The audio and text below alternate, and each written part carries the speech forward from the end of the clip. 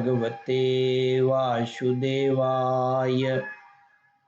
श्रद्धालु भक्तों, श्रीमद् भागवत महापुराण के 10वें स्कंद के उत्तरार्ध के 53वां अध्याय के अंतर्गत रुक्मिणी हरण का प्रस्तुतिकरण करूंगा।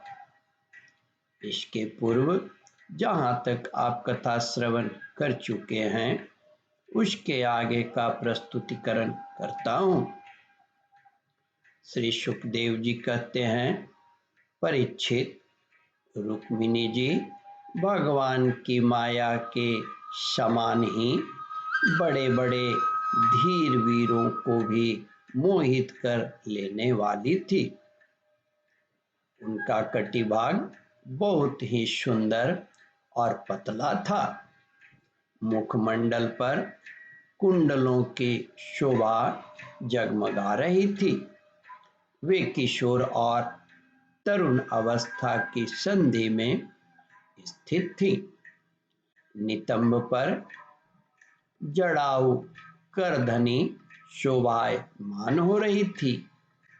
वक्षस्थल कुछ उभरे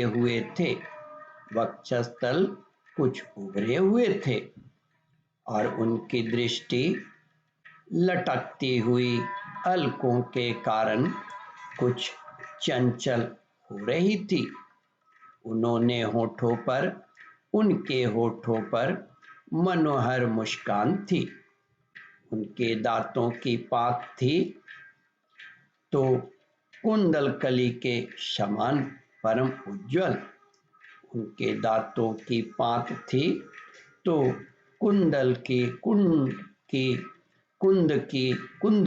के समान उनके दांतों की पात थी तो कुंदकली के समान परम उज्ज्वल, परंतु पके हुए कुंदरू के समान लाल लाल होठों की चमक से उस पर भी लालिमा आ गई थी।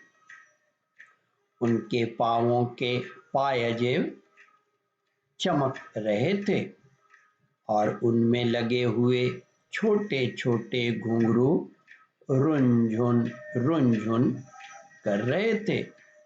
वे अपने सुकुमार चरण कमलों से पैदल ही राजहंस की गति से चल रही थीं।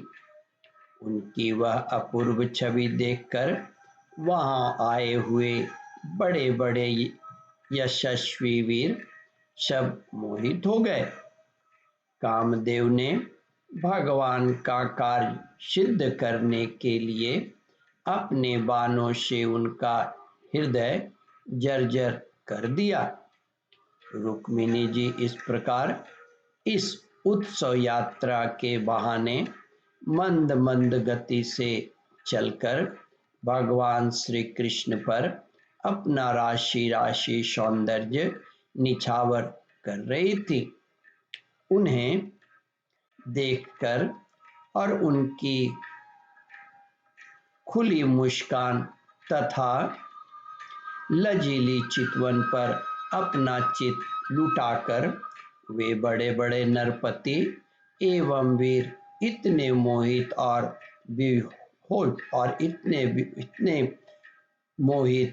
और बेहोश हो गए कि उनके हाथों से अस्त्र शस्त्र छूटकर गिर पड़े और स्वयं भी रथ, हाथी तथा घोड़ों से धरती पर आ गिरे।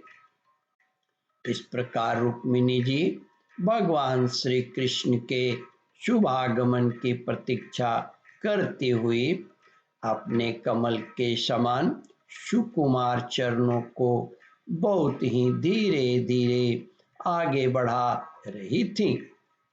उन्होंने अपने बाएं हाथ की अंगुलियों से मुख की ओर लटकती हुई अलकें हटाई और वहां आए हुए नरपतियों की ओर लजीली चितवन से देखा।